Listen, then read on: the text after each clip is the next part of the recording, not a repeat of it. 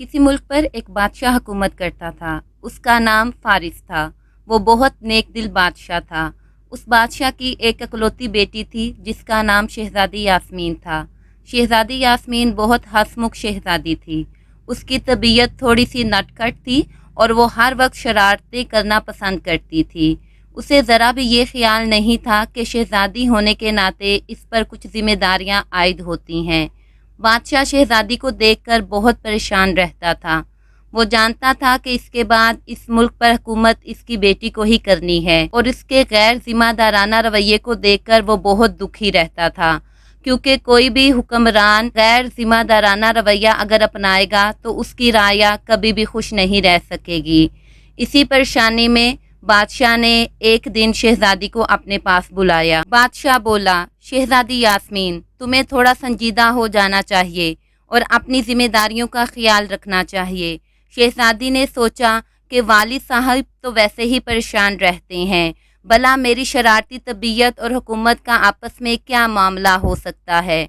लेकिन वो फिर भी अपने बाप को यकीन दिलाने लगी कि वो संजीदा हो सकती है, मगर इसकी फितरत शरारती है जो उसे हर वक्त शरारत करने पर उकसाती है, और अगर वो कोई शरारत करती है तो इससे किसी का कोई नुकसान नहीं होता।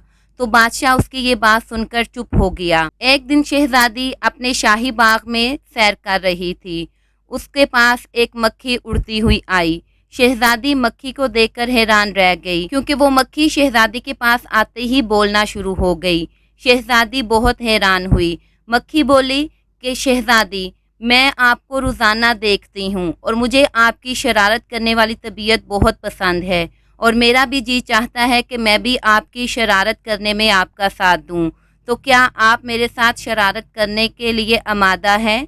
तो शहज़ादी बोली, क्यों नहीं। अचानक ही शहज़ादी के जहन में एक ख्याल आया और उसने फ़ौरन मक्खी से कहा, जो मैं तुम्हें बोलूँगी तुम वैसे ही करना।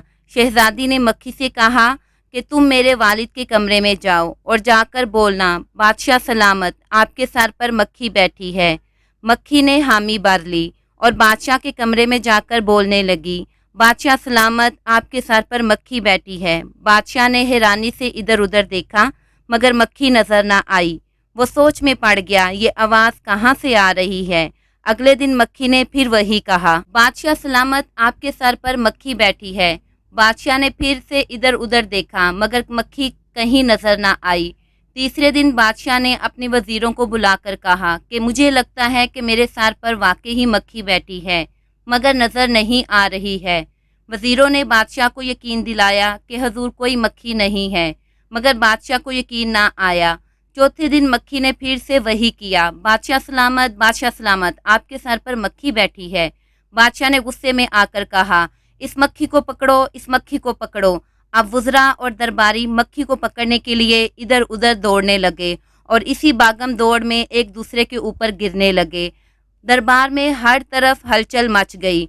शहज़ादी यास्मीन की हंसी छूट गई और उसने सबके सामने एतराफ़ कर लिया कि ये सब उसकी और इस बोलने वाली मक्खी की शरारत है। बादशाह पहले तो गुस्से में आया, मगर फिर खुद भी हंसने लगा। बादशाह ने कहा कि शहज़ादी यास्मीन, तुम्हारी इस शरारत ने तो मुझे खूब हंसाया है, मगर अब तुम्हें अपनी जिम्मेदारियों का भी ख्याल रखना होगा। शहज़ादी ने वादा किया कि वो संजीदगी के साथ दरबार के कामों में और हुकूमत के कामों में हिस्सा लेगी, मगर फिर भी अपनी शरारत करना नहीं छोड़ेगी। उसकी ये बात सुनकर बादशाह हंसा।